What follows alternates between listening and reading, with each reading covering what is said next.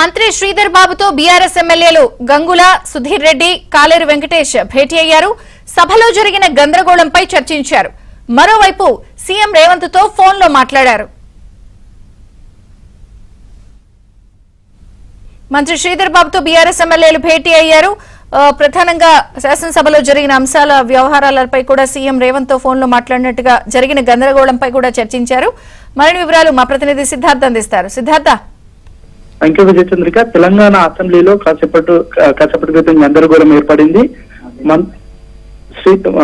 Speaker పై అనుచిత వ్యాఖ్యలు చేసినందుకు క్షమాపణ చెప్పాల్సిందే అని కాంగ్రెస్ నాయకులు డిమాండ్ చేశారు. దీంతో సభ గందరగోళంగా మారింది. దీంతో స్పీకర్ 15 నిమిషాలు సభను వాయిదా వేశారు. బయటకు వచ్చిన తర్వాత మంత్రి శ్రీధర్ బాబు చాంబర్ దగ్గర బీఆర్ఎస్ ఎమ్మెల్యేలు వచ్చారు. ఆయనతో భేటీ అయ్యారు. శ్రీధర్ బాబుతో గంగుల కమలాకర్, సుధీర్ రెడ్డి, కాలేరు వెంకటేష్ వచ్చారు. సభలో జరిగినటువంటి గందరగోళంపై కాసేపు డిస్కషన్ జరిగింది. దాని తర్వాత మంత్రి శ్రీధర్ బాబు సీఎం తో మాట్లాడినట్టు తెలుస్తా ఉంది. సీఎం ఢిల్లీలో ఉన్నటువంటి నేపథ్యంలో సభలో జరిగినటువంటి గందరగోళం, ముఖ్యంగా స్పీకర్ చైర్ ని అవమానపరుస్తూ బీఆర్ఎస్ నాయకులు జగదీష్ రెడ్డి మాట్లాడినటువంటి విషయాలన్నింటినీ సీఎం రేవంత్ రెడ్డికి వివరించారు. సీఎం ని అంటే జగదీష్ రెడ్డిని సస్పెండ్ చేయాలని బీఆర్ఎస్ కాంగ్రెస్ ఎమ్మెల్యేలు డిమాండ్ చేశారు. ఈ విషయాన్ని కూడా సీఎం తో చర్చించారు. క్షమాపణ చెప్పకపోతే ఆయన ఖచ్చితంగా సస్పెండ్ చేయాలని కాంగ్రెస్ ఎమ్మెల్యేలు డిమాండ్ చేశారు. కాసేపట్లో శాసనసభ మొదలవుతుంది. ఈ శాసనసభ మొదలైన తర్వాత జగదీష్ రెడ్డి సారీ చెప్తాడా, లేదంటే ఈ అంశం మళ్ళీ కంటిన్యూ అవుతుందా అనేది చూడాలి. మొత్తానికైతే ఒక దళిత స్పీకర్ కాబట్టే ఆయనను అవమానపరిచేలా ఇలాంటి వ్యాఖ్యలు చేశారు. దాంతో పాటు ఏకవచనంతో సంబోధిస్తూ ఆయనను మాట్లాడడం కూడా సరైన పద్ధతి కాదు అని మంత్రులు కూడా చిట్ చాట్ లో పేర్కొన్నారు. కాసేపటి క్రితం మంత్రి సీతక్క కూడా చిట్ చాట్ చేసింది.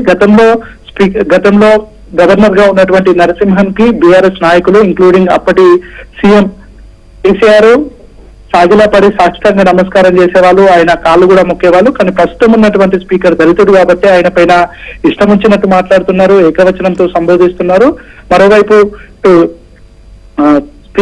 రాష్ట్రపతిగా ఉన్నటువంటి ఆదివాసీ మహిళ కాబట్టే ఆమెను కూడా గౌరవించే పద్ధతి బీఆర్ఎస్ నాయకులు అలవర్చుకోలేదు.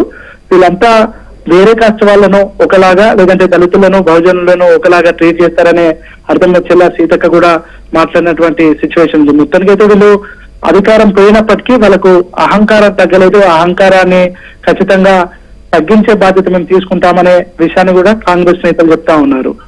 విప్ ఆడ్లూరి లక్ష్మణ్ కూడా ఈ విషయాన్ని కాసేపటి క్రితం ఇక్కడ మీడియా పాయింట్ లో మాట్లాడారు. 2014లో అసెంబ్లీలో పేపర్ చూపినందుకే దళిత నేత సంపత్ కుమార్ ను మొత్తం సభకు రాకుండా సస్పెండ్ చేశారు. ఇవాళ దళిత వర్గ నేత స్పీకర్ గా ఉంటే ఆ చైర్ ను కూడా గౌరవించినటువంటి వాళ్ళపై కూడా అలాంటి చర్యలు తీసుకోవాలి. స్పీకర్ ను జగదీష్ రెడ్డి అవమానించారు. దాంతోపాటు చైర్ మీ సొత్తు కాదు అని స్పీకర్ ను అనడం అది తప్పుడు చర్య. దీనిపై జగదీష్ రెడ్డికి కఠినంగా సివియర్ గా పని చేయాలి. లేకపోతే మిగతా సభ్యులు కూడా, ముఖ్యంగా చాలా మంది కొత్త సభ్యులు ఉన్నారు, ఈ కొత్త సభ్యులు కూడా ఇదే విధానాన్ని అవలంబిస్తారు, దీన్ని అడాప్ట్ చేసుకుంటారనే విషయాన్ని కాంగ్రెస్ నేతలు చెప్తా ఉన్నారు. ఇక కాసేపట్లోనే సభ మొదలవుతుంది. సభ మొదలైన తర్వాత జగదీష్ రెడ్డిని సభ నుంచి సస్పెండ్ చేయాలనే డిమాండ్ కాంగ్రెస్ నేతలు చేయబోతున్నారు. దీనిపై స్పీకర్ ఎలాంటి నిర్ణయం తీసుకుంటున్నారో చూడాలి. Thank you Siddhartha.